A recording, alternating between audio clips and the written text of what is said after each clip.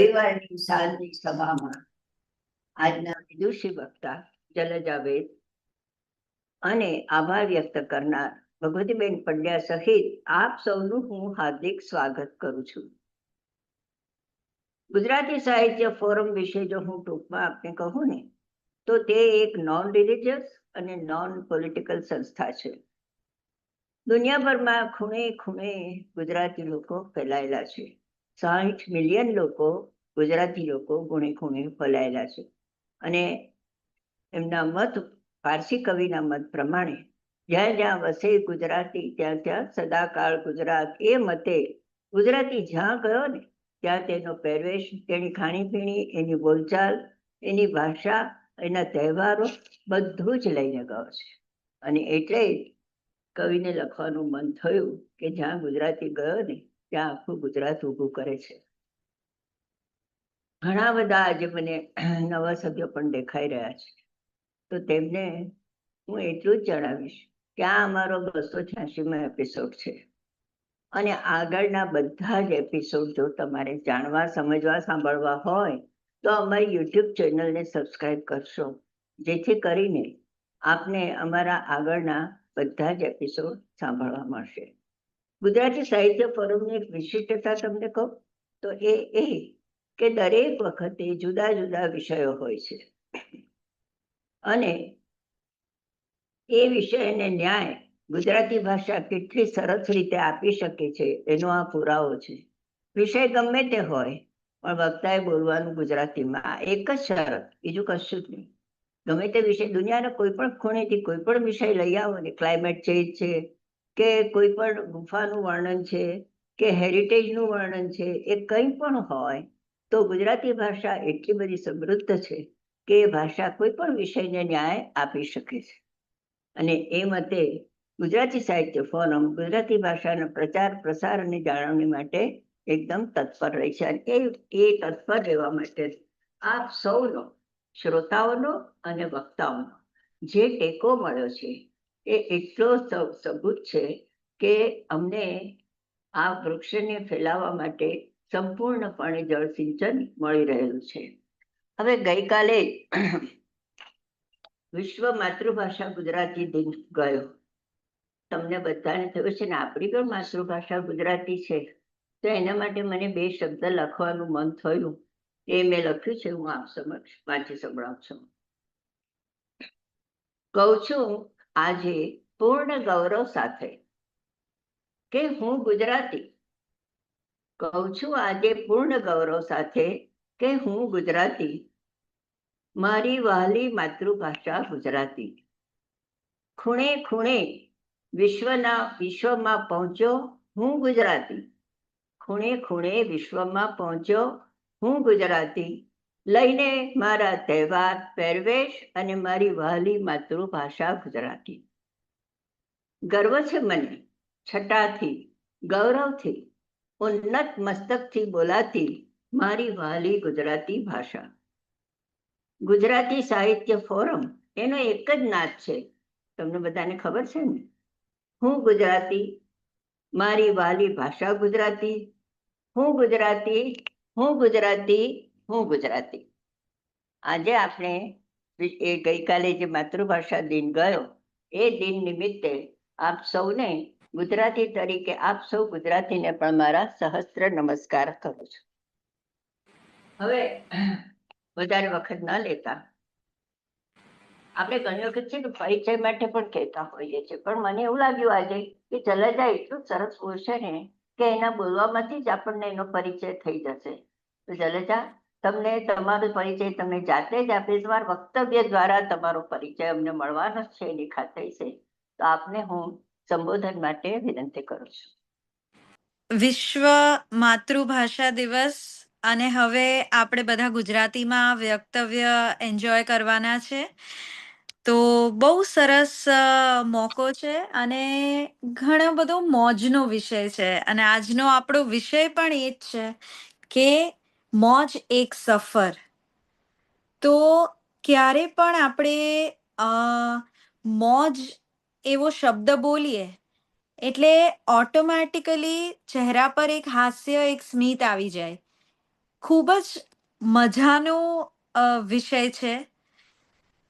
અને આ વિષય માટે સૌથી પહેલા આપણે બધા એક બહુ જ નાનો એવો એક્સપેરિમેન્ટ કરીએ. એનાથી આપણને વધારે આઈડિયા આવશે કે આપણે શું અનુભવી રહ્યા છે. કારણ કે મોજ એ થિયરી કરતાં પ્રેક્ટિકલ વધારે છે. તો બધા જ પોતે 2 મિનિટ માટે ચહેરા પર ખૂબ જ સરસ સ્માઇલ લઈ આવે. અને તમે વિચારી પણ શકો છો કે આ સ્માઇલની અંદર તમે કંઈક વિચારતા હશો. કોઈ ખૂબ સરસ પ્રવાસના સ્થળે ગયું હશે તો એ દ્રશ્ય વિચારતું હશે. કોઈ સંબંધીનો ચહેરો મનમાં આવતો હશે. સો બેઝિકલી આ જે સ્માઇલ છે, જે હૃદયથી આપણે હસીએ છે, ચહેરા પર તો સ્મિત આવે જ છે, પણ હૃદયથી જે તમને આનંદ થાય છે એ છે મોજ. હવે મોજના સોર્સિસ શું હોઈ શકે? એટલે કે મોજની ક્યાંથી એની જન્મસ્થળ છે મોજનું. હવે જન્મસ્થળ આમ જોઈએ તો હૃદયથી થઈ શકે છે. આમ જોઈએ તો ઇવન મગજથી થઈ શકે છે. શરીરથી થઈ શકે છે. તો મોજના બહુ જ બધા લેયર્સ છે, ઘણા સ્તર છે જેની અંદર આપણે મોજ અનુભવી શકીએ છે. તો એમાંથી પહેલી આપણે વાત કરીએ તો શરીર. શરીરની અંદર આપણે જુદી જુદી રીતે મોજ અનુભવી શકીએ. હવે આમ કોકિલાબેને વાત કરી કે પાત્ર પરિચય જે મારું છે એ હું પોતે જ આપીશ અને મારા વક્તવ્ય થ્રુ જ આપીશ. તો એનું એકદમ નાનકડું એવું તમને પરિચય આપું તો હું પોતે મનોચિકિત્સક છું, એટલે કે એક સાયકોલોજિસ્ટ છું. એમાં ક્લિનિકલ અને કાઉન્સિલિંગ સાયકોલોજિસ્ટ છું. તો જો આપણે વિચારીએ કે માણસ એટલે કે મનુષ્યના જુદા જુદા ઘણા બધા સંવેદનાઓ આપણે અનુભવતા હોઈએ છીએ. ઘણા બધા ડિફરન્ટ આપણા મગજની અંદર લાગણીઓ થતી હોય છે, ભાવ પ્રકટ થતા હોય છે. એ બધા ભાવ શરીરમાં ક્યાં જન્મે છે? તો એનું સાયન્ટિફિક રીતે જોવા જઈએ તો એને કહેવાય છે જુદા હોર્મોન્સ. અને ભગવાને આપણને ઇનબિલ્ટ 4 હેપી હોર્મોન જોડે અ, પૃથ્વીલોક પર મોકલ્યા છે. એમાંથી છે સેરેટોનિન, ઓક્સિટોસિન, તમે કદાચ આ બધા નામ પણ સાંભળ્યા હશે, ડોપામાઇન, એન્ડોર્ફિન. અને આ બધા જ હોર્મોન્સનું આપણા જીવનની અંદર ઘણું બધું મહત્વ રહેલું છે. એટલે કે જુદા જુદા હોર્મોન આપણને જુદી જુદી રીતે એક્ટિવેટ કરે છે, જેનાથી આપણા શરીર અને મનની અંદર હેપી હોર્મોનનો સ્ત્રાવ થાય છે. જેવી રીતે આપણે બધા ગુજરાતી છીએ અને આપણને બધાને જમવાનો ઘણો શોખ હોય છે. જુદી જુદી પ્રકારના વ્યંજનો બનાવવા, ખવડાવવા, આગતા સ્વાગતા એ તો ગુજરાતી હોવાનો એકદમ સાચો જેવી રીતે આધાર કાર્ડ હોય છે એવી આપણી પહેચાન છે. તો જ્યારે આપણે બધા ખાવાના જુદા જુદા રસો લઈએ છે તો ત્યારે મોઢામાં પાણી આવી ગયું અને હવે તો ફુવારા છૂટી ગયા સ્વાદના. આ બધા શબ્દોનો પ્રયોગ કરતા હોઈએ છે. તો જેવી રીતે સારી વાનગી ખાવાથી આપણા મોઢા અને પેટ અને બધા અંતઃસ્ત્રાવો રિલીઝ થાય, એવી જ રીતે સારી લાગણી એટલે કે મજા, આનંદ અને મોજની લાગણી અનુભવવાથી આપણા હેપી હોર્મોન્સ રિલીઝ થાય છે. હવે એકદમ સિમ્પલ આપણે એવું કહીએ કે એન્ડોર્ફિન નામનો હોર્મોન છે. તમને કઈ રીતે રિલીઝ થશે? તો તમે કઈ સરસ એક્સરસાઇઝ કરશો, તમે યોગા કરશો, તમે કોઈ બહુ સરસ શારીરિક શ્રમ પડે એવું કામ કરશો અને એ કામ અકમ્પ્લિશ થશે એટલે કે પૂરું થશે એટલે તમારી અંદર એ હોર્મોનનો સ્ત્રાવ થશે. અને એટલા માટે તમે જોશો કે તમે મોર્નિંગ વોક કરવા ગયા હો અથવા બહુ સારું કશે જીમમાં એક્સરસાઇઝ કરી હોય કે એ આજે સૂર્ય નમસ્કારનો બહુ જ સારો પ્રયોગ થયો હોય તો તમારા મોઢા પર તેજ અને તમને એક ખુશીની લાગણી થશે. આજકાલ તો મેરેથોન રનિંગ બહુ જ ચાલી રહ્યું છે અને એની અંદર પણ આ જ છે કે અમુક પ્રકારનું દોડવાનું કે વોકિંગ કરવાથી આપણી અંદર જે અંતઃસ્ત્રાવ રિલીઝ થાય છે અને એ આપણને ખુશી આપે છે. અને એટલા માટે જ એક્સરસાઇઝનું યુઝ્યુઅલી દરેક ડોક્ટર્સથી લઈને ઇવન આપણા આયુર્વેદથી લઈને દરેકની અંદર એક્સરસાઇઝનું બહુ જ સારા પ્રમાણની અંદર આપણને નોલેજ આપવામાં આવ્યું છે.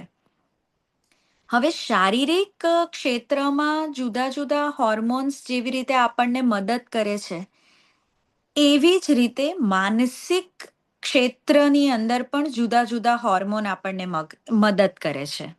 માનસિકની અંદર આપણી પાસે બે જુદા જુદા ક્ષેત્ર છે જેને આપણે કહીએ છીએ, એક જેને કહીએ છીએ મન એટલે કે હૃદય એટલે કે લાગણી વાળી વસ્તુ, અને બીજું છે જે છે બ્રેન એટલે કે મગજ જે ફંક્શનિંગ વાળી વસ્તુ.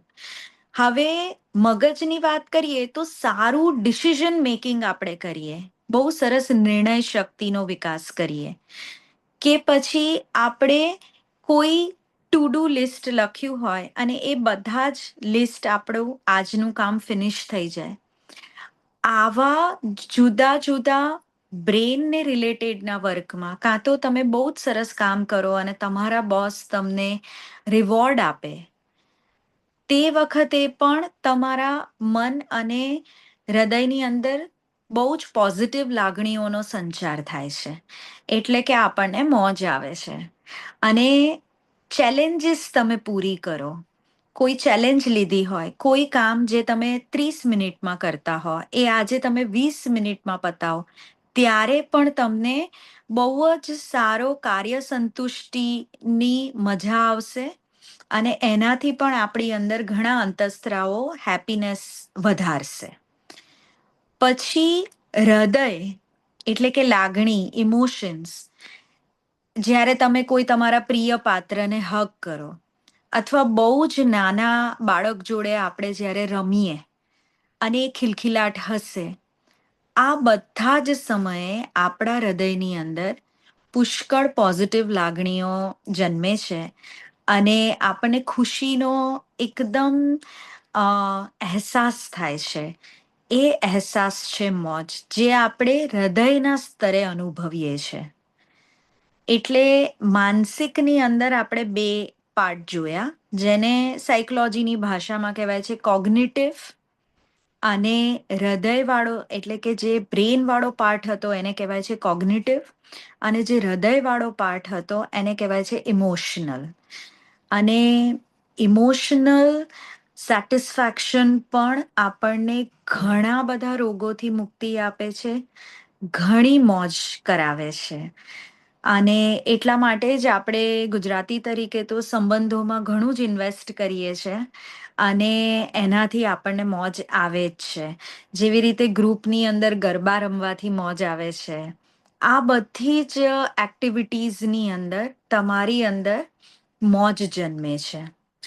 પછી આગળ વાત કરીએ તો જે બધાને મનગમતો ટોપિક એવો આધ્યાત્મિક જે જર્ની છે આપણી, એટલે તમે પ્રેયર્સ કરો, તમે જુદા જુદા ધાર્મિક મંદિરો, મસ્જિદો એની મુલાકાત લો, તમે કોઈ શાંત જગ્યાએ બેસીને સુંદર મેડિટેશન કરો, તે વખતે પણ આપણને મોજનો અનુભવ થાય છે.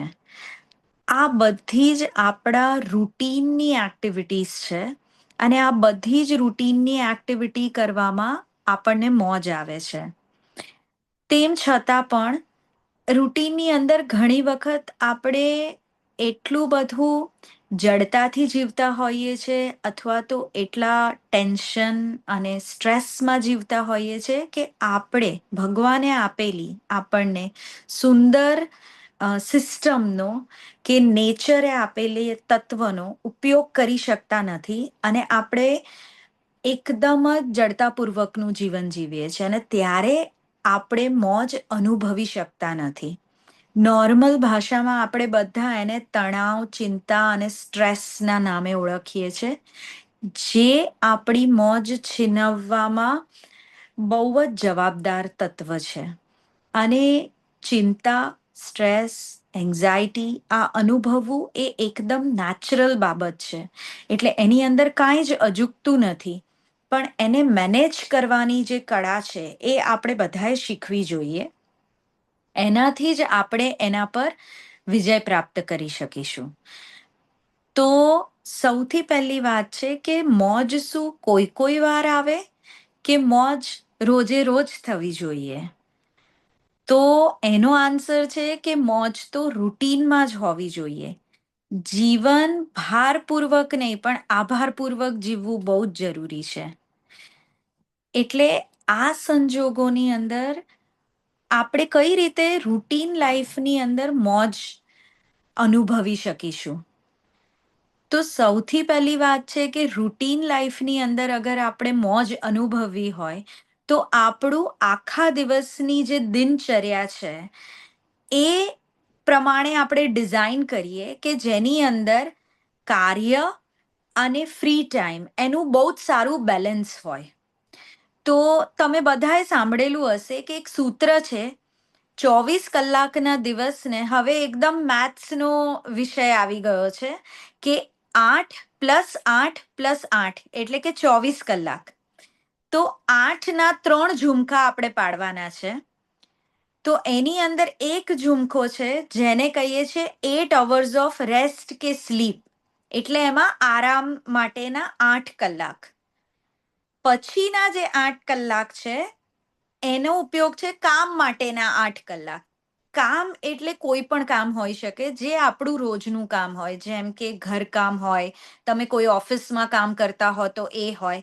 બેઝિકલી આપણે એને 8 અવર્સની અંદર પૂરું કરવાનું છે. અને પછી જે 8 કલાક આપણી પાસે રહે છે એ છે તમારો પર્સનલ ટાઈમ. હવે એની અંદર તમે તમારી એક્સરસાઇઝ કરી શકો છો. એની અંદર આપણે જે જમવામાં જે સમય નાખીએ, મેડિટેશન કરી શકો છો. બેઝિકલી તમે ફ્રેન્ડ સર્કલને મળી શકો છો, સંબંધીઓ જોડે ટાઈમ સ્પેન્ડ કરી શકો છો, પ્રાર્થના કરી શકો છો. એ જે 8 કલાક છે કામ અને સ્લીપને છોડીને એમાં જે માણસ સરસ રૂટીન બનાવે છે એ જીતી જાય છે, એને મોજ મળે છે. એટલે આપણે એ આપણા 8 કલાકને કેટલી સારી રીતે કંડારીએ છે એના પર આપણે સ્ટ્રેસ અનુભવીશું કે મોજ અનુભવીશું એનો બહુ જ મોટો આધાર રહેલો છે. પાવર ઓફ રૂટીન જે છે એ એક દિવસનો વિષય નથી. એ રોજે રોજ કરવાનો વિષય છે. હા, તમે વીકેન્ડ્સમાં, વીકડેઝમાં તમે થોડા વધારે ભારે દિવસો એ પ્રમાણે તમે એને એડજસ્ટ કરી શકો છો. પણ બને ત્યાં સુધી જે કન્સિસ્ટન્સી છે, જે સમયબદ્ધતા છે, જે નિરંતર કરીએ છે એનાથી જ આપણને લાભ મળે છે. આ કોઈ મેજિક નથી. આ એકદમ લોજિક છે. અને એ રોજ પ્રેક્ટિસ કરવાથી જ આપણે બધા એમાં પાવરફુલ થઈ શકીએ છે. હવે પાવર ઓફ રૂટીન ઘણા બધા લોકોનો પ્રશ્ન હોય છે કે પાવર ઓફ રૂટીન અમે ફોલો જ નથી કરી શકતા કારણ કે અમને સવારથી કંઈ ને કંઈ ચેલેન્જીસ આવી જાય છે. તો એનો એક બહુ સરળ એક્ઝામ્પલ છે આજના નવા જમાનામાં, એને કહેવાય છે એડવેન્ટ કેલેન્ડર જેવું. એટલે બેઝિકલી એની અંદર 12 મહિના જે આપણે ડિવાઈડ કરીએ વર્ષમાં અને પર મંથ, જેમ કે અત્યારે ફેબ્રુઆરી મહિનો ચાલે છે. હવે આપણે એવું નક્કી કરીએ કે માર્ચ મહિનાથી મારે એક નવું જીવન જીવવું છે અને એમાં મારે આ વખતે તો એક્સરસાઇઝ કરવી જ છે. અને એની એવા તો આપણે આઈ થિંક બહુ બધા સંકલ્પો ડિસેમ્બર એન્ડમાં લેતા હોઈએ છીએ જે જાન્યુઆરીમાં ઉત્તરાયણ જોડે આપણી પતંગો કપાઈ જતી હોય છે. પણ આપણે જો એડવેન્ટ કેલેન્ડરનો પ્રયોગ કરીશું તો એનાથી આપણા જે ન્યુરોન્સ છે એ આપણને સપોર્ટ કરશે ટુ અકમ્પ્લિશ ધેટ ટાસ્ક. એ હું તમને થોડું સમજાવું કે આપણે 1 મહિનાનું જુદા જુદા મહિનાઓને અલગ અલગ પેપરમાં ડિવાઈડ કરી દેવાના છે અને 12 મહિનાને એક મોટા ચાર્ટમાં ડિવાઈડ કરી દેવાના છે. હવે મેક્રો અને માઇક્રો પ્લાનિંગ છે, એટલે પહેલા મોટું સમજાવું છું અને પછી સૂક્ષ્મ સમજાવીશ. કે પહેલા 12 મહિનાને આપણે મૂકી દીધા અને એમાં આપણને ફાવે તો 3 મહિનાનું ઝુમખું બનાવી દેવાનું છે. એટલે તમને 3 મહિના એટલે ઓલમોસ્ટ 90 ડેઝ. યુઝ્યુઅલી એવું કહે છે કે તમારે કોઈ મોટા બદલાવ લાવવા હોય તો 100 દિવસ કાફી છે. એટલે 90 ડેઝમાં તમને પ્રોગ્રેસ જોવા મળશે. અગર જો તમે સરસ ફોલો કરશો તો તમને એક પ્રોગ્રેસ જોવા મળશે. હવે 3 મહિનાનું આપણું ઝુમખું બન્યું. હવે આ જે કરંટ મંથ ચાલે છે, હમણાં માટે આપણે એવું સમજી લઈએ કે માર્ચ મહિનો આપણો કરંટ મંથ છે. તો માર્ચ મહિનાને 4 વીકમાં ડિવાઈડ કરવાના છે. યુઝ્યુઅલી આપણને દર મહિનામાં 4 વીક મળી જાય છે. હવે તમારું 7 ડેઝ તમને મળ્યા, એમાં તમે એમ વિચારો કે 5 દિવસ એટલે ગુડ કન્સિસ્ટન્સી અને વીકેન્ડ્સને આપણે વીકેન્ડ ઓફર, ડિસ્કાઉન્ટ, અને ગુજરાતીઓને જે સૌથી પ્રિય એવો શબ્દ છે ડિસ્કાઉન્ટ. ફ્રી શું છે? તો શનિ રવિ એકદમ ફ્રી છે. એટલે મંડે ટુ ફ્રાઈડે આપણે એ ફોલો કરીશું. હવે મેં એવો નિર્ણય લીધો કે મારું 200 કિલો વજન થઈ ગયું છે અને હવે તો મારે વજન ઉતારવું જ છે. અને મને ડોક્ટરે પણ કીધું છે કે હવે તો વજન ઉતારવાની જરૂર છે. તો શું કરીશું આપણે કે મારે અઠવાડિયામાં 5 દિવસ એક્સરસાઇઝ કરવી છે. સિમ્પલ ગોલ છે. 30 મિનિટ્સ માટે હું એક્સરસાઇઝ કરીશ. હવે 2 દિવસ ચાલવા જઈશ, 2 દિવસ યોગા કરીશ અને 1 દિવસ રનિંગ કરીશ. આ મેં મારું શેડ્યુલ બનાવ્યું. હવે મારા પોતાના પર્સનાલિટી પ્રમાણે મારે લખવાનું છે. મને સવારનો સમય વધારે એનર્જેટિક હોય છે કે રાતનો? આ બધું થોડું રિસર્ચ આપણે કરી દઈએ તો આપણને આઈડિયા આવી જાય કે આઈ એમ અ અર્લી બર્ડ, મને તો સવારે વધારે ગમે છે. તો તમે સવારના શેડ્યુલની અંદર આ એક્ટિવિટીને લખી દો કે જેમ કે હું સવારે 6 થી 7 ની અંદર મારું વ્યાયામનું એક્ટિવિટી કરી લઈશ. તો એ હવે તમારા દરેક મંડે, વેનસડે, ફ્રાઈડે એમાં લખાઈ જ ગયેલું હોય. એટલે જ્યારે તમે કોઈ બીજું કામ હાથમાં લો છો કે તમે કોઈ બીજું, ઇવન તમે પ્રવાસમાં પણ આ ફોલો કરી શકશો. હા, બની શકે કે એમાં સમયનું ઝોન બદલાઈ જાય, પણ તમે ફોલો ચોક્કસ કરી શકશો. જ્યારે માણસની અંદર ભગવાને એક ઇનબિલ્ટ મિકેનિઝમ આપી છે જે છે ન્યુરો પ્રોગ્રામિંગ. જ્યારે તમે તમારા મન અને મગજને કહી દો છો કે મારે આ કરવાનું છે, જેમ કે આપણે ફ્લાઇટ પકડવાની હોય છે અને આમ આપણે વહેલા ઉઠનારા વ્યક્તિ ના હોઈએ, તો પણ આપણે ફ્લાઇટ વખતે પરફેક્ટ ટાઈમે ઉઠી અને એ ફ્લાઇટ પકડી લઈએ છે. તો એ મન અને મગજ બંનેનું એક કોમ્બિનેશન થઈને એક પ્રોગ્રામિંગ થઈ જાય છે કે આ તો મારે કરવું જ પડશે. અને જ્યારે એ અકમ્પ્લિશ થાય છે ત્યારે તો બહુ જ આપણને આનંદ અને જે નોર્મલ કહીએ તો ગર્વ ફીલ થાય છે પોતાના માટે કે હું આ કરી શક્યો. એટલે આવી રીતની જુદી જુદી પ્રવૃત્તિ તો આપણે કરતા જ રહેવું જોઈએ, જેનાથી આપણા ન્યુરોન્સને એક પ્રકારની એક્સરસાઇઝ મળે કે એ આપણને નવી વસ્તુઓ અથવા તો કોઈ વસ્તુ જે પેન્ડિંગ હોય પણ આપણે ન કરી શકતા હોય એ કરવા માટે પ્રેરે. એટલે આને આપણે કહીશું એડવિન કેલેન્ડરની અંદર તમે દરેક વસ્તુ જો લખી દીધી હશે તો ચાન્સીસ એના બહુ જ બ્રાઇટ છે કે તમે તમારા આવનાર દિવસમાં એને પૂરી કરો અને એ અકમ્પ્લિશમેન્ટની ભાવના આપણી અંદર મોજને જન્માવે.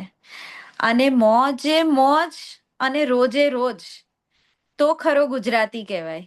જેવી રીતે જમવાની અંદર, પ્રવાસની અંદર, કોઈ પણ વસ્તુની અંદર ઉત્સાહ અને ઉમંગ થી આપણે બધા જીવતા હોઈએ છીએ. મોજ શબ્દને મેં બહુ બધી ભાષામાં શોધ્યો. ઇવન સ્વીડિશ, ક્રોએશિયન, દરેક ભાષાની અંદર એના અમુક અમુક જાતના મિનિંગ છે. પણ સૌથી મીઠો અને સૌથી સરસ મિનિંગ આપણી ગુજરાતી ભાષામાં છે કે ખુલીને જીવવું, ખુશીથી જીવવું, ઉત્સાહથી જીવવું, ઉમંગથી જીવવું, ભાર વગર જીવવું, આભારથી જીવવું, એને ખરી મોજ કહેવાય. એટલે આ જે મોજ છે એ આપણે રોજે રોજ કરવાની છે અને એની અંદર કોઈ ડિસ્કાઉન્ટ નથી લેવાનું. આપણે બધા ઉંમરના એવા પડાવમાં છીએ જેની અંદર આપણને કોઈને એવું નથી કે એક પણ સ્કિલ નથી આવડતી. એવું નથી કે ઘણું બધું શીખવાનું બાકી છે. આમ તો શીખવું એ જ્ઞાન એ મહાસાગર છે. કોઈ દિવસ એ પૂરો નહીં થઈ શકે. પણ આપણે બધા એમાં સેલ કરી ચૂક્યા છે. એટલે સૌથી સરળ વસ્તુ એ છે કે જે બધું આપણને ઓલરેડી આવડે છે, એને આપણે પ્રેક્ટિસમાં મૂકી અને આપણી રોજે રોજની જે મોજ છે, એને આપણે માણીએ. હવે મારો બધાને પોતાના મનની અંદર પૂછવા માટેનો પ્રશ્ન છે કે છેલ્લા એક દિવસમાં એવી કઈ વસ્તુ થઈ જેણે તમને મોજ આપી?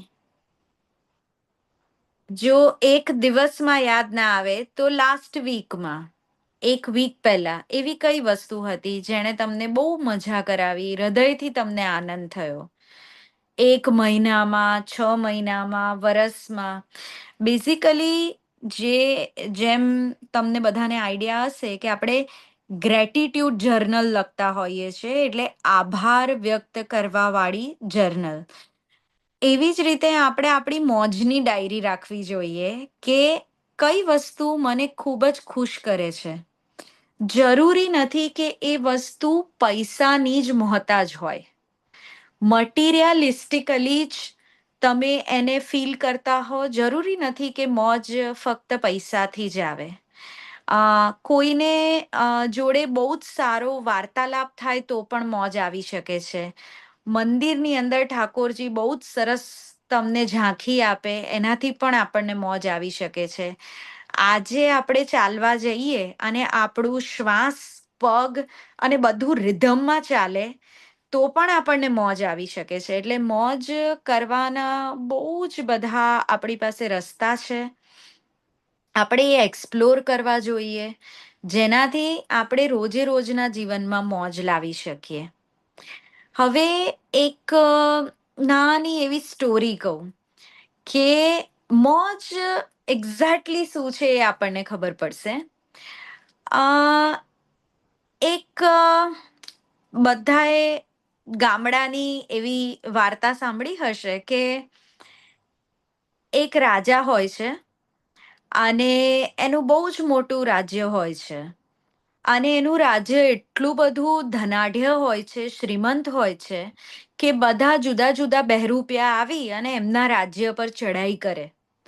તો એક વખત એવા બહેરૂપિયાઓની ઠગની ટોળી આવી અને એમણે ચઢાઈ કરી દીધી. અને આ વખતે રાજાનું સૈન્ય એની જોડે બહુ બરાબર રીતે લડી ના શક્યું, એટલે રાજાને બંદી બનાવવામાં આવ્યો. રાજાને બંદી બનાવવામાં આવ્યો એટલે એમણે કીધું કે અમે તો બધું લૂંટી પણ જશું અને તમારા રાજા ફરીથી બહુ બાહુબલી ન થાય એના માટે અમે એનો અંગૂઠો કાપી નાખીશું. તો રાજાનું બધું સોનું પણ લૂંટાઈ ગયું, અંગૂઠો પણ કપાઈ ગયો અને પ્રજા પણ બહુ તકલીફમાં આવી ગઈ. તો રાજાને થયું કે હવે મારું તો બધું પતી ગયું અહીંયા.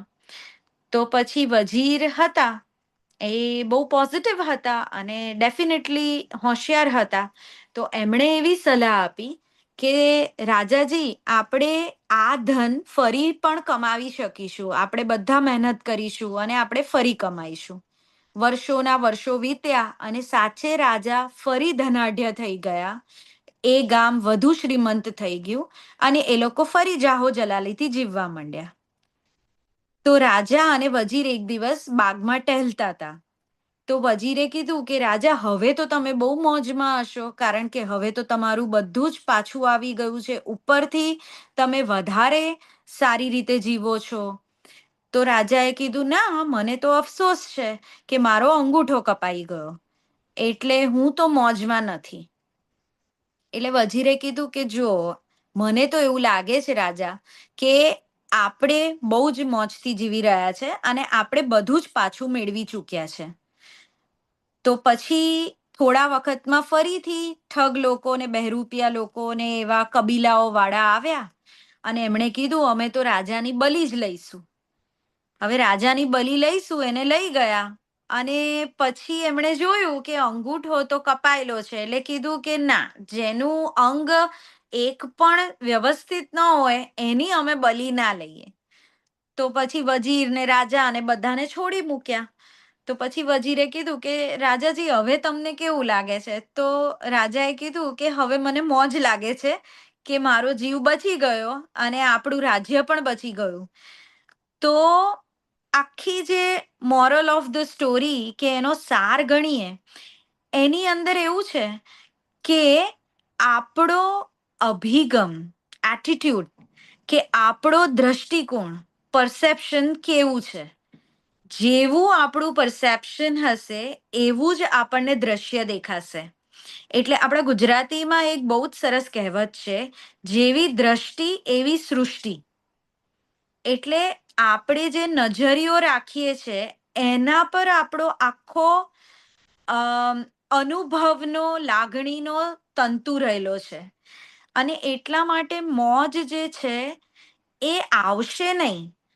આપણો અભિગમ એવો હશે તો આપણે રોજે રોજ મોજ કરી શકીશું. એટલે અભિગમથી આપણે એમાં બદલાવ લાવવાનો છે અને દ્રષ્ટિકોણનો ફરક છે. સેમ પરિસ્થિતિમાં જેવી રીતે કે કેન્સર જેવો જીવલેણ રોગ થાય, તમે કેન્સરના વોર્ડમાં જશો તો બધા પેશન્ટ અલગ અલગ અલગ અલગ લાગણી અનુભવતા હશે. બધાને કેન્સર છે, બધા પેનમાં છે, બધાનું સફરિંગ છે.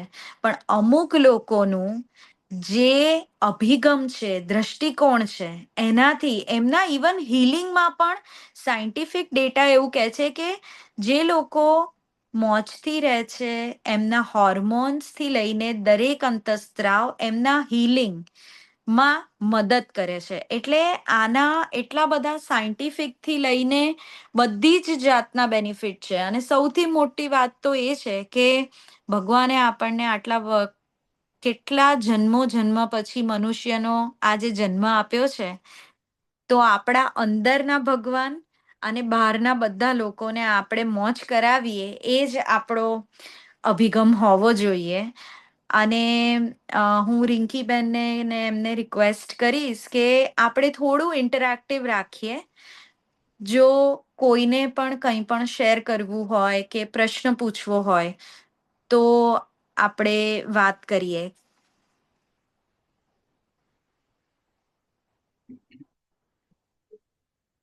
કૌશલબેને મોક્ષી- પ્રશ્ન છે, એમને હા, વિનંતી કે તેઓ પ્રશ્ન પૂછે. નમસ્તે. નમસ્કાર. યસ. આનો હું એક જોતો હતો કે અત્યારના આપણે કન્ટેમ્પરરી લાઈફમાં કે લાઈફનું આપણે ડેશબોર્ડ બનાવવું હોય કે કેવી રીતે જીવવું અને કેવી રીતે મોજ લાવવી, તો એક આધાર લીધો માસ્લોસ હાયરાર્કી ને એબ્સોલ્યુટલી. એનું લીધું. હવે એનું કદાચ જે ઓર્ડર છે ટોપ પર એ કદાચ ના બી બેસે પણ કેટેગરી બધી બરાબર જાય. બહુ જ બરાબર વાત છે. તો અને સૌથી છેલ્લું મને એવું લાગે કે પર્પઝ ઇન લાઈફ, કે ગોલ વગર તમે મોજની ડેફિનેશન તમે નહીં કરી શકો, બેકવર્ડ જવું પડે કે ફર્સ્ટ ડિટર્મિન ધ પર્પઝ. તો તમારી મોજ કઈ જાતની વ્યાખ્યા તમારી મોજની ચેન્જ થઈ શકે. તો આના પર તમારે શું માનવું છે? મેસ્લોઝ હાયરાર્કી અને મોજનું અતિ ડેફિનેશન. અતિ અતિ હૃદયથી પ્રિય છે મને મેસ્લો. અને જો તમે મેસ્લોનો પિરામિડ જુઓ તો સૌથી ઉપર જેને સેલ્ફ એકચ્યુલાઇઝેશનનો સ્ટેજ કહે છે. આપણે ગુજરાતી અને હિન્દુ અને સનાતન ધર્મમાં વાત કરીએ તો નિર્વાણા આપણે કહીએ છીએ, સેલ્ફ રિયલાઇઝેશન. હવે એ જે સ્ટેજ છે એમાં તો મોજે મોજ છે અને રોમે રોમમાં મોજ છે. એનાથી એક સ્ટેજ આપણે નીચે આવીએ એટલે પેલો પહેલો નંબર નહીં ક્લાસમાં, પણ 90 ઉપર માર્ક્સ પકડાય જો આપણે મોજથી જીવીએ તો. એની અંદર અગેન જે રીતે માસ્લોએ કીધું છે કે બેઝિક નીડ્સથી પહેલા તમારું શરૂ થાય, જે આપણે રોટી, કપડાં ઓર મકાન, એ આપણું સર્વાઈવલ છે.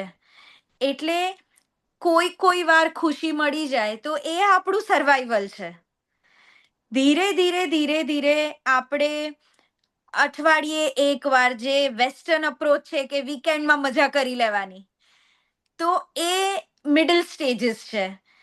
જો આપણે સારું રૂટીન બનાવીને પ્રેક્ટિસ કરીએ તો આપણે રોજે રોજ મોજવાળા સ્ટેજમાં પહોંચીએ.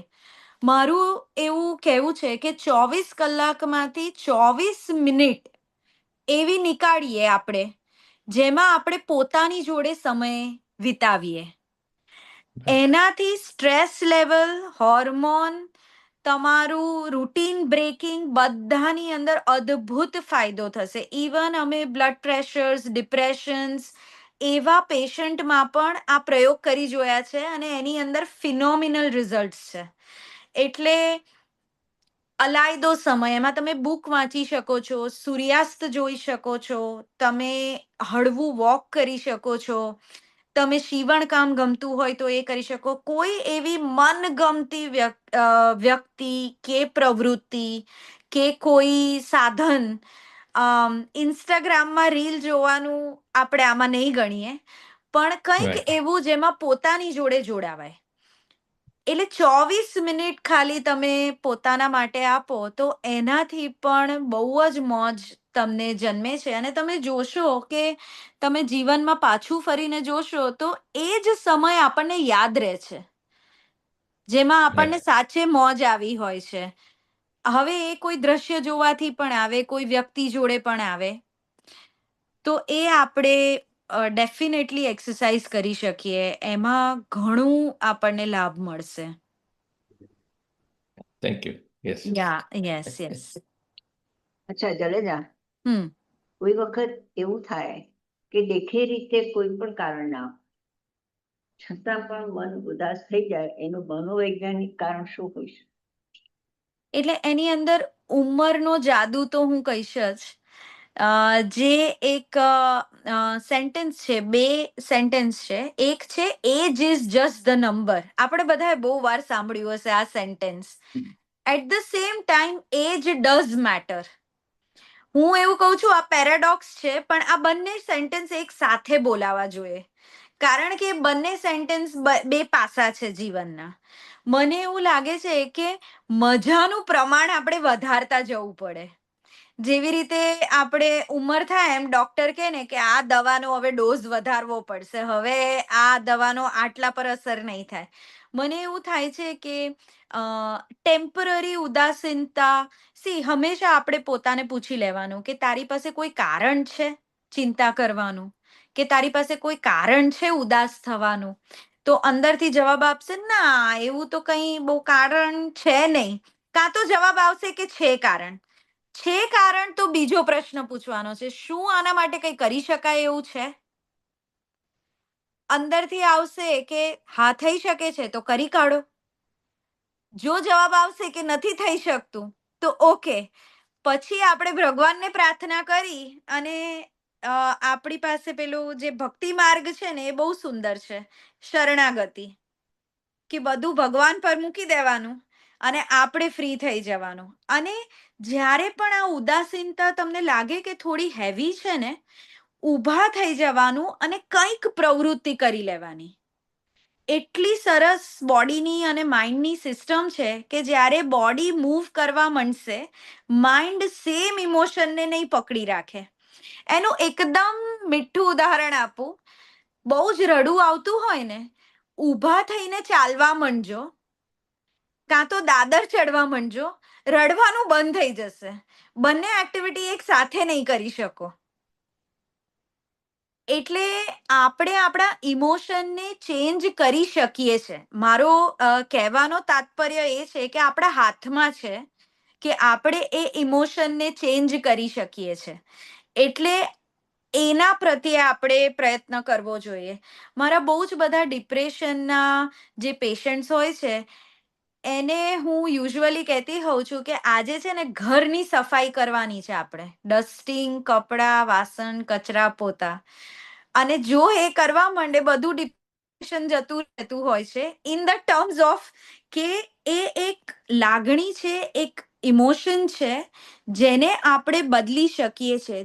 દુઃખ જે છે ને, આપણે એવું સેન્ટેન્સ છે કે pain is inevitable but suffering is optional. એટલે હમણાં આપણે વાત કરી રહ્યા છે કે સફરિંગ ને આપણે ઓછું કરી શકીએ છીએ. એટલે મજા ના કરીએ ને તો સજા થઈ જાય, અને સજા થઈ જાય ને તો રજા લઈ લેવી પડે. એ લાંબુ નહીં ચાલે. ગુજરાતી જમવાના જેવું છે. ફ્રેશ ફ્રેશ ગરમ ઉતરતી પૂરી ઉતરતી રોટલી જ ખાવાની મજા આવે. સવારની પડી હોય તો ના, બીજું શું છે એવો પ્રશ્ન થાય. એટલે લાગણીને પણ વાસી ન કરવામાં મજા છે. યસ. હવે બીજો એક સવાલ એવો છે તેમનો કે આ જે સ્ટ્રેસ છે એ પહેલા વખતમાં કઈ સ્ટ્રેસ જેવો શબ્દ હતો બી, કદાચ એમ કે ચિંતા કરે છે એવું કહીએ કદાચ. કરેક્ટ, આ કરેક્ટ. સ્ટ્રેસ છે એ પોતે જાતે ઊભી કરેલી સિચ્યુએશન છે. હવે એ બહુ જ પેચીદું છે કે બહુ અલગ અલગ રીતે સ્ટ્રેસ આપણા જીવનમાં ઘૂસી શકે છે. એટલે કારણા ઘણા બધા છે. એક છે કે આપણે સરખી ઊંઘ નથી લેતા, સરખો આહાર વિહાર નથી કરતા, તો એનાથી એક ક્રોનિક સ્ટ્રેસ આપણી અંદર આવે છે. એટલે એ ઝીણો ઝીણો ઝીણો ઝીણો આવ્યા જ કરે. એકદમ હાઉસવાઈફને સમજાય એવો ટોપિક છે કે રોજ ડસ્ટિંગ ના કરીએ તો ધૂળનો થર જામવા માંડે, અને પછી વધી જાય, અને પછી આપણા કંટ્રોલની બહાર જતો રહે. બસ સ્ટ્રેસનું પણ એવું છે, જેને આપણે ક્રોનિક કહીએ છીએ. એક્યુટ એટલે એકદમ ખરાબ કોઈ સમાચાર આવ્યા અને આપણે એકદમ સ્ટ્રેસ કે તાણ અનુભવીએ, તો એ પરિસ્થિતિજન્ય છે. હમણાં પરિસ્થિતિ આવી છે, હમણાં ખબર પડે કે ગુજરાત પર બોમ્બ ફેંકવાના છે, તો બધાને ચિંતા થવા માંડે. એટલે એ જે સ્ટ્રેસ છે એ પરિસ્થિતિથી ઉદ્ભવેલો છે. પછી અમુક છે જે આપણે પોતે લાઈફસ્ટાઈલ અમુક કેઝ્યુઅલી લીધી, આપણા હાથમાં નથી રાખી, અને એટલે જન્મેલો છે. એટલે કે આપણે બહુ જ મોડા સુધી જાગ્યા, પછી સવારે વહેલા ના ઉઠ્યા, પછી આપણું બધું જ કામ પેન્ડિંગ રહ્યું, અને પછી આપણે દોડી દોડીને કામ, તો આનાથી પણ આપણને સ્ટ્રેસ જન્મશે. એટલે તમે રૂટીન સરખું નથી રાખ્યું, એનાથી પણ તમને સ્ટ્રેસ. એટલે બહુ જ બધા ફાઇનાન્શિયલ સ્ટ્રેસ હોઈ શકે. કોઈને બાળકની અંદર કંઈ પ્રોબ્લેમ હોય તો કિડ્સ રિલેટેડ સ્ટ્રેસ હોઈ શકે, રિલેશનશિપ રિલેટેડ હોઈ શકે. એટલે ઘણા બધા જુદા જુદા છે. અને આજના જે હવે આપણે જમાના તરફ આગળ વધી રહ્યા છે, હવે તો એઆઈ અને ઘણું બધું અંદર એન્ટર થઈ ગયું છે, તો હવે જે કમ્પિટિટિવ વર્લ્ડ છે એનો પણ એક આપણા બધા પર સ્ટ્રેસ છે. એટલે ઘણા બધા માધ્યમથી સ્ટ્રેસ આવે છે. જો મને એવું લાગે છે કે સ્ટ્રેસ જે છે ને, એ હવામાંના પોલ્યુશન જેવું છે. એને આપણે નીકાળી નહીં શકીએ. આપણે ઝાડ વાવીશું, આપણે મહેનત કરીશું, પણ એ ઝીરો નહીં થાય. આપણે એને મેનેજ કરવાનું શીખવાનું છે. એલિમિનેટ કરવાનું મૂકી દો, ખાલી મેનેજ કરતા શીખો, તો એ તમને નડશે નહીં. એટલું સિમ્પલ છે. એટલે એનું સૌથી સારું એક્ઝામ્પલ એ જ છે કે આપણે પ્રોપર રૂટીન, આપણે જ્યારે પણ લાગે કે આપણે હવે લાઈન દોરીથી હટી રહ્યા છે, તો ફરીથી આપણે આપણી જાતને રૂટીનમાં લઈ આવીએ અને મનગમતી પ્રવૃત્તિઓ કરીએ, તો સ્ટ્રેસનો બહુ જ ફરક પડી જાય છે. ના, મેં તમને સેલ્ફ ક્રિએટેડ કહ્યું એ એટલા માટે કે અત્યારે એઆઈ વિશે મીડિયામાં ને ઘણે કે કોઈ એમ કે નોકરી જતી રહેશે. હવે કોઈ વ્યક્તિ એવી છે કે જેને નોકરી જવાનો ભય પણ નથી, કશો બી નથી, તો પણ એના વિશે એને સ્ટ્રેસ આવી જાય છે. એટલે ઓવર ઇન્ફોર્મેશન એ એક સૌથી મોટું અત્યારના જમાનાનું. એટલે કેટલું લેવું. આપણે ખબર છે મોબાઈલ કે કસાની અંદર ઘણા બધા વિડીયોઝ ઘણું બધું આવે, પણ કયો ડાઉનલોડ કરવો એ આપણે બટન દબાવીને નક્કી કરીએ. બસ સ્ટ્રેસમાં પણ એ જ છે કે ઘણી માહિતી પેલું દરિયા જેટલી અવેલેબલ છે. આપણે કેટલો દરિયો ખૂંદવો છે એ આપણે પોતે નક્કી કરવાનું છે. અને ગમે તેટલી આર્ટિફિશિયલ ઇન્ટેલિજન્સ આવી જાય, હું તો એવું માનું છું કે એ હ્યુમન એટલે કે મેનકાઇન્ડનું જ કેટલું પોટેન્શિયલ છે એ બતાવે છે આર્ટિફિશિયલ ઇન્ટેલિજન્સ, બીકોઝ છેલ્લે એ બનાવ્યું છે કોઈ માણસે જ. તો ખરેખર ગર્વ લેવાનો વિષય છે કે આપણે આટલું બધું ક્રિએટ કરી દીધું. એટલે એઆઈ જે છે એને હ્યુમનની જરૂર છે. એ સૌથી પોઝિટિવ બાબત છે આ આખા એઆઈ ની, કે એને આપણી તો જરૂર છે જ, અને કોઈ હ્યુમને જ બનાવ્યું છે. અને પછી ડેફિનેટલી મશીનરી અને આ બધી કરામત તો આવી છે, પણ હ્યુમન ઇન્ટરફેસ વગર તો એ પોસિબલ નહોતું. અચ્છા, અશ્વિનભાઈ પૂછે છે કે what do you think of Dale Carnegie's book for More in Life? જુઓ, ઘણા બધા ઓથરે ઘણી બધી, એટલે આપણે સનાતન ધર્મની વાત કરીએ, ઇવન હું તો કહું છું કુરાને શરીફ, બાઇબલ, બધાની વાત કરીએ, બધાએ જે એક ટોપિક કીધેલો છે સચ્ચિત આનંદ, એ સચ્ચિદાનંદ જે છે એની દરેક ભાષા, દરેક કલ્ચર, દરેક ધર્મ, દરેક જાતિ એની વાત કરેલી છે. ઇવન જ્યારે આદિવાસી અને ટ્રાઇબલ જ આપણે હતા તે વખતે પણ બધા મળીને નૃત્ય કરતા હતા, બધા મળીને જુદા જુદા વાજિંત્રો વગાડતા હતા. પછી ગુજરાતીઓને તો મોજ કરવા માટે આમ તહેવારો ખૂટતા જ નથી. આપણે દરેક તહેવારમાં એન્ડ ઓફ ધ ડે જમવું અને મજા કરવી, એ આપણું આઈ થિંક નેશનલ ક્રાઇટેરિયા છે કે આમાં આપણે એન્જોય કરીએ. સો બેઝિકલી મોજ એ very much part of our life છે. એ કંઈ અલાયદું નથી કે જે આપણે અટેન્ડ કરવાનું છે. જેવી રીતે કહે છે ને કે અંદર, આપણી અંદર શાંતિ, મોજ, આનંદનું તત્વ રહેલું જ છે, આપણે એને ઉજાગર કરવાનું છે. આ પામવાનો વિષય નથી, આ અનુભવવાનો વિષય છે. એટલે બહુ જ બધી બુક્સ અને ઘણી બધી વસ્તુમાં આનું લખ્યું છે. અને આ મોજનું જે મીટર છે ને એ પણ આપણે જ એડજસ્ટ કરવાનું છે. એ એપેટાઇટ જેવું છે, એટલે કે આપણે ભૂખ લાગે ને એના જેવું છે.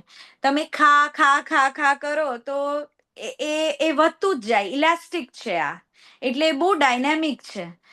અને એના માટે જ એવું છે કે તમે જે રૂટીન કરો, તમે જે રોજ કરો ને, એમાંથી જ જો તમને આનંદ જન્મે ને તો એના જેવું કંઈ છે જ નહીં, કારણ કે તો એ કોન્સ્ટન્ટ થયા જ કરશે. એટલે ભાર લીધા વગર આભારથી આપણે જીવીએ કે ભગવાને હજુ મને વન મોર ડે આપ્યો છે, આજે હું શું મજા કરી લઉં કે શું મજા કરાવી લઉં. અચ્છા, સારંગપરી કહે છે positive education system is necessary for permanent merge where one can learn positive attitude. બહુ જ ટૂંકની અંદર કહું તો આજે પોતાની જાત જોડે એક પ્રોમિસ કરીએ કે મારે મને ખુશ રાખવી છે. કોઈ બીજા મને ખુશ કરશે એ છોડી અને પેલું છે ને ઇન્ટરનલ જ, આપણે કઈ ઇન્ડિયામાં બધું બહુ ગંદુ રહે છે, તો આપણે આપણું ઘર સાફ રાખીએ, આપણી સોસાયટી સાફ રાખીએ, આપણું ગામ સાફ રાખીએ. તમે જુઓ તો એની જે લહેરો છે એ ઓટોમેટિકલી સ્વચ્છ ભારતમાં કોન્ટ્રીબ્યુટ કરશે જ. એટલે ટીપે ટીપે સરોવર ભરાઈ જશે. આજે પોતાની જાતને પ્રોમિસ કરી દઈએ કે હું મને ખુશ રાખીશ, અને એનું એટલું બધું સરસ એક ડાયરી બનાવી દેવાની અને 2026 ઉપર લખી દેવાનું, અને એવું લખવાનું કે કઈ વસ્તુ કરવાથી મને મજા આવે છે. ઘણી વખત અને કેટલી વસ્તુ લખવાની છે? 100 વસ્તુ લખવાની છે. હવે જ્યારે 100 નંબર કીધો ને, 10 સુધી પહોંચશો ને પછી તો તમે વાંચશો તો તમને એવું લાગશે કે આ તો મને 20 વર્ષ પહેલા ગમતું હતું અને એ હું હમણાં લખું છું, અને આ તો મેં છેલ્લા 1 વર્ષમાં કર્યું પણ નથી. એટલે આપણા જોડેનો જે સંબંધ છે ને એમાં આપણે ઇન્વેસ્ટ નથી કરી રહ્યા. ખરેખર જો એમાં થોડું ઇન્વેસ્ટમેન્ટ હોય ને તો આપણને જુદા જુદા નાના નાના ક્યુઝ મળી જાય કે આપણને આ કરવાથી તો બહુ મજા આવે છે, અને એ વસ્તુ ઇઝીલી અવેલેબલ હોય. એટલે એને પછી આપણે આપણા રૂટીનની અંદર નાખવાની. પછી જ્યારે પણ તમે સ્ટ્રેસ ફીલ કરો છો, ઉદાસ છો, ફ્રી છો, ત્યારે તમે એ ડાયરી ખોલો અને વાંચો. એમાંથી અત્યારે હું શું કરી શકીશ, તો તમને મળી ગયું એ તમે કરો. લાઈક ધીસ તમે ડેવલપ કરી શકો છો. આ એક આખો અભિગમ છે. એક દિવસમાં નહીં થાય, એટલે રોજે રોજ કરવું પડશે. માળા કરીને પણ બહુ જ ઘણાને મોજ પડતી હોય છે, મન શાંત થતું હોય છે. શાંતિ, આનંદ, મજા, મોજ આ બધા ડિફરન્ટ લેયર્સ છે. ઘણી વખત આપણને ખાલી પીસ જોઈતી હોય છે, તો ઇવન એ પણ આપણે ફોલો કરી શકીએ છીએ. એટલે પોઝિટિવ જે વસ્તુ છે એ એટીટ્યુડ છે અને એ ડેવલપ કરવાની વસ્તુ છે. અને એની અંદર સેલ્ફ પર પહેલા સ્વ પર ધ્યાન કેન્દ્રિત કરીશું તો બહુ જ બધું મળશે. કોઈ દિવસ 10 મિનિટ પોતાની જોડે વાત કરીને જુઓ અને એન્ડ ઓફ ધ 10 મિનિટ્સ એવું લાગશે કે આ પણ બહુ મજાનો વ્યક્તિ હતો, મજા આવી મળીને. એટલે એ ફીલ અનુભૂતિનો બહુ જ વિષય છે. અને મોજ શબ્દ છે ને, એને વ્યાખ્યામાં જો બાંધવો હોય તો મુશ્કેલ છે.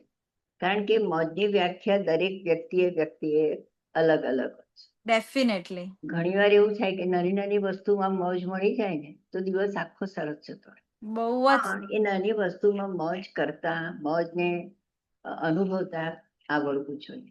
હું તમને અત્યારે એક નાનો અમથો દાખલો આપીશ.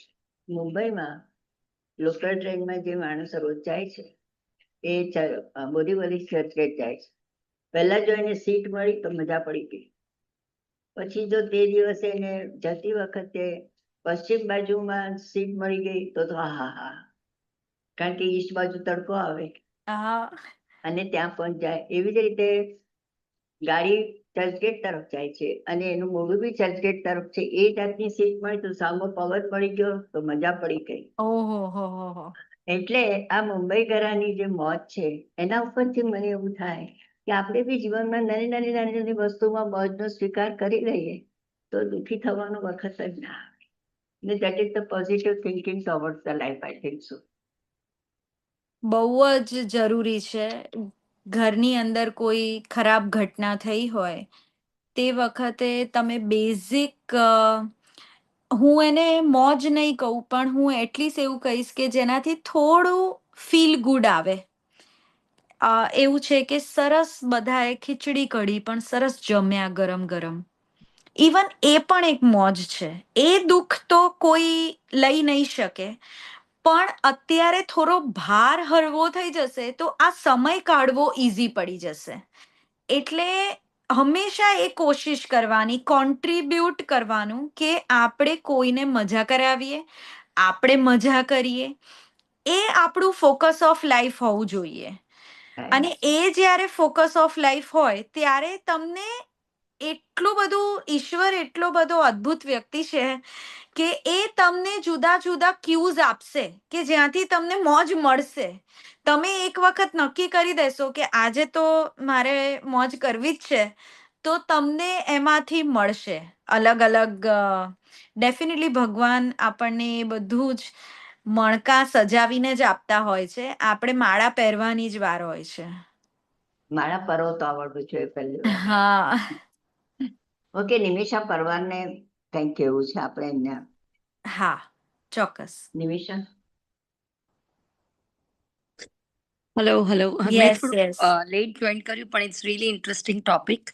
યસ મને એ ક્વેશ્ચન હતો કે ઘણી વખત આપણામાં હોર્મોન્સ ઇમ્બેલેન્સ થાય તો પણ તમને ડાઉન ફીલ થાય, સ્પેશિયલી એબ્સોલ્યુટલી. મેનોપોઝ પછી જે હા આપણે હા. ઇસ્ટ્રોજન ડાઉન થાય છે તો યસ. આજકાલ પીપલ ડુ ટેક HRT, આપણે લઈ લઈએ. કરેક્ટ. પણ આઈ મીન તમારું શું એમાં મંતવ્ય છે? એવી રીતના લેવું જોઈએ કે રાધર બીજી વસ્તુઓ પર ધ્યાન રાખી અને કોઈ વસ્તુ પર રિલાય ના કરીએ આપણે એમ? બહુ જ સરસ ક્વેશ્ચન છે. અને ઘણી બધી સ્ત્રીઓ, પુરુષો, ઇવન પુરુષોમાં પણ એન્ડ્રોપોઝ હોય છે જેના પર બહુ વાતો કરવામાં નથી આવતી.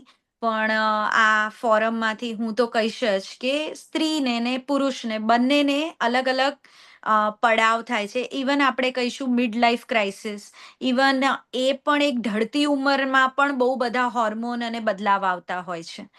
તો પહેલી વસ્તુ છે કે આપણે કયા સ્ટેજમાં છે એ બહુ જરૂરી છે જાણવું, કે દરેક સ્ટેજ પર ઉપાય જુદો છે.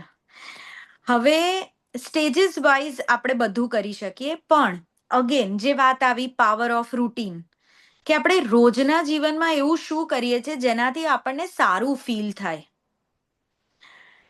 એનાથી પણ એ હોર્મોન રિલીઝ થશે. ઘણી વખત શું થશે કે મેનોપોઝની અંદર એક્સરસાઇઝ કરવાની બિલકુલ ઈચ્છા નહીં થાય, કારણ કે શરીર સાથ નહીં આપે. પણ એક્સરસાઇઝ કરવાથી હેપી હોર્મોન રિલીઝ થાય છે એ આપણને ખ્યાલ આવી ગયો.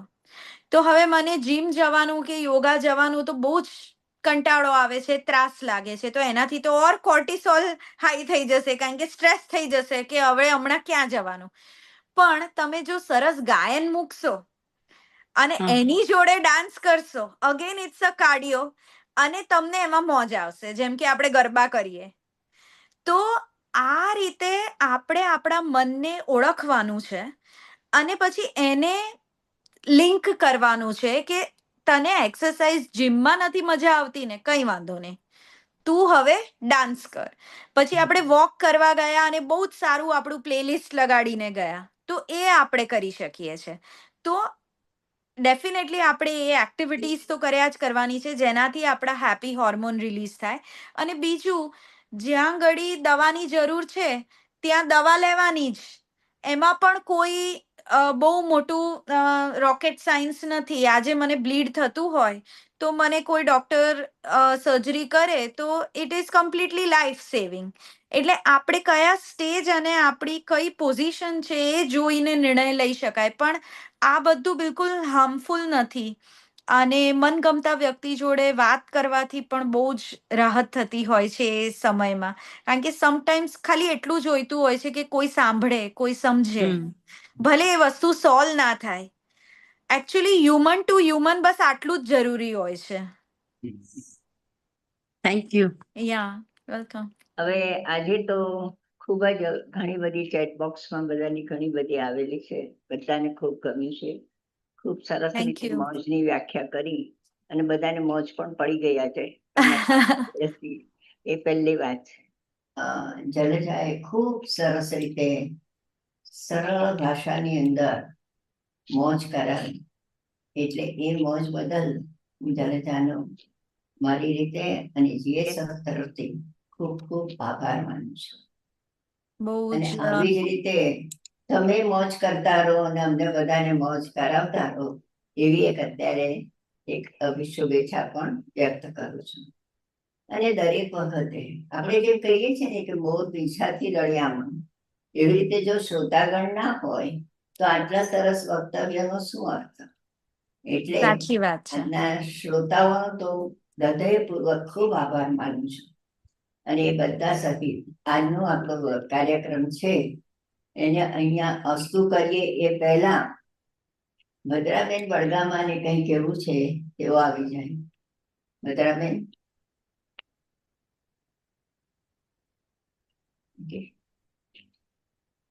હા, અનમ્યુટ કરો. હા, કરી. મારે એ પૂછવું હતું કે એક બહુ ખરાબ ટેવ છે, ગમતી વસ્તુ હોય એ પછી વ્યસન થઈ જાય છે. તો એ વ્યસનથી બચવા માટે શું કરવું જોઈએ? મનોબળ મને ખબર છે કે મનોબળથી જ થશે, પણ છતાંય એ બહુ ગમતું હોય છે, ખાસ કરીને આની અંદર જે રમતો રમીએ છીએ એ કીધું છોકરાઓ બી કંટાળે છે ઘણી વાર મોટા લોકોથી. એટલે આપણે ભલે બાળકોને હંમેશા કહીએ કે આખો દિવસ શું ફોન, પણ આપણે કઈ ઓછા નથી. રાઈટ તમે રાઈટ. એમાં શું કહેવા માંગો છો? સી, હું તો એટલું જ કહીશ કે થોડી બીજી વધારે વસ્તુઓ ગમાડો. એટલે એટલું બધું મનગમતું થઈ જશે કે પછી એવું થશે બધામાં જ થોડો થોડો ટાઈમ આપવો પડશે. અને બીજું, મોટી ઉંમરની અંદર એકલતા બહુ અનુભવાતી હોય છે, અને આ જે બધા ગેજેટ્સ છે એ આપણને સાથી નહીં પણ સાથ તો આપે જ છે. અને એ આપણે બધાએ અલગ અલગ ટાઈમે અનુભવ્યું હશે. અને એટલે એનો વિવેકપૂર્ણ ઉપયોગ બિલકુલ હાર્મફુલ નથી. આ બધું આપણા સવલત માટે જ બનાવવામાં આવ્યું છે. અને ઘણી વખત તમે રિયલ લાઈફ લોકોને મળો એ વધારે ટોક્સિક થઈ જતા હોય છે અને એ આપણને વધારે દુઃખી કરી દેતા હોય છે. એની જગ્યાએ તમે કદાચ ડિસ્કવરી પર કોઈ પ્રોગ્રામ જોયો કે કંઈ બીજું જોયું તો એ તમારા મનને શાંત કરી દે છે. એટલે એ રીતે બિલકુલ જ ખોટું છે એવું તો છે જ નહીં. પણ બીજી ઘણી વસ્તુઓ ગમાડી શકાય. અને બીજું જે આપણે પાવર ઓફ રૂટીનની વાત કરી કે જો આપણું 8-8-8 એવું સરસ એક વિભાજન હશે તો ઓટોમેટિકલી આપણું એટલા બધા અવર્સ થઈ શકે એવું શેડ્યુલ જ નહીં હોય. એટલે એ એક બીજો બેનિફિટ છે કે હું તને મોબાઈલ આપીશ પણ તારે 30 મિનિટ્સ વોક કરવાનું છે, તો તે વખતે તું સરસ કોઈ પોડકાસ્ટ સાંભળી શકે છે. તો એ આપણને મોટિવેટ પણ કરશે. એટલે એકચ્યુઅલી એનો રિવોર્ડ તરીકે પણ ઉપયોગ કરી જ શકાય. Okay, So thank it's a you. good addiction if it is working for you. Yeah. ના એટલે Keeps the આજના Alzheimer away. Yeah. આજના વક્તવ્યમાંથી ભદ્રાબેન આપણે હા. એક વ્યસન કેળવવું જરૂરી છે અને તે મોજનું વ્યસન. મોજનું વ્યસન કેળવી લઈએ એ બહુ જરૂરી વ્યસન છે. અને હમણાં તે આપણે વાત કરી પાવર ઓફ રૂટીન, હવે એક હળવી વાત છે આ તો કે અમારા ગુજરાત સાહિત્ય ફોરમમાં ગણે આજે અમારે આમ થઈ ગયું, આજે અમારે આમ થઈ ગયું એટલે હવે ના આવ્યું. એ પાવર ઓફ રૂટીનમાં પણ અમારે જગદીશભાઈ કરીને કે આજે કઈ નથી આવી શક્યા. એ તો એમને એવું કર્યું છે કે રવિવારની રાતની રવિવારનો જે પ્રોગ્રામ છે એમાં હું કશે જઈશ નહીં ને કશું કરીશ નહીં. અને સતત એ અત્યારે આજે નથી આવી શકે. 98 યર્સ ઓલ્ડ છે. Wow. એમણે યમરાજને પણ કહી રાખ્યું છે કે આ સમયે મને લેવા નહીં આવતો. Oh, એવું wow. કહ્યું હતું એમણે કે આ મારો બહુ જ સાહિત્ય સરસ. ફોરમનો જ્યારે પ્રોગ્રામ હોય ત્યારે મને લેવા પણ નહીં આવવાનું એવું ક્યા એમણે. બાત હૈ. બહુ જ સરસ. એટલે આજે અદ્ભુત. પાવર ઓફ રૂટીન તમે જે કહ્યું એમાં એવું છે કે અમુક વસ્તુ એવી છે કે આપણે એને જો અગત્યતા આપીએ, પ્રાયોરિટી આપવી પડે. પ્રાયોરિટી દરેક માણસની અંદર છે ને એક બાળક જીવતું રહે છે. હવે ઘણીવાર એવું થાય કે અમુક ઉંમર પછી બાળક જેવું કંઈ બોલીએ કે બાળક જેવું બિહેવ કરીએ તો કે આ શું નાના છોકરા જેવી વાત કરે છે. પણ એ બાળક તો બાળક છે જ ને અંદર, સાચી અને વાત એ છે. બાળક જીવતું રહે છે ને એ જ ખરી જિંદગી છે. એટલે ચાઇલ્ડિશ ના થઈએ પણ ચાઇલ્ડ લાઈક રહીએ ચાઇલ્ડ લાઈક થઈ જાય બસ. એ બહુ જ જરૂરી છે. અને એ જે ઇનોસન્સ છે હમ. એને આપણે જીવંત રાખીએ. જે ક્યુરોસિટી છે, જિજ્ઞાસા વૃત્તિ, એને જીવંત રાખીએ. જિજ્ઞાસા વૃત્તિથી પણ નવું નવું શીખવાની જે ધગશ છે એનાથી પણ જીવનમાં મોજ આવે છે. સરસ. હવે આપણે આજની જે સફર છે એને અહીંયા આગળ અલ્પવિરામ આપીએ. કારણ કે પૂર્ણવિરામ તો અમારા જગદીશભાઈએ કહ્યું છે કે મને 100 વર્ષ થાય ને તમારા 500 થાય ત્યાં સુધી ચાલુ રાખવાનું. એટલે અત્યારે આપણે સફરને અલ્પવિરામ આપીએ છીએ ને આપણી અને જે મોજની સફર બધા શરૂ કરે. અને હું પણ હૃદયથી પ્રાર્થના કરીશ કે આપણે બધા અને વિશ્વ આખું જ મોજે મોજ રોજે રોજ કરે. બસ એટલે સ્ટ્રેસ લેવલ બધે જ આખા દુનિયામાં ઓછું થાય. તો એ મોજની સફર હવેથી હું આને છે ને મોજની સફર કહીશ.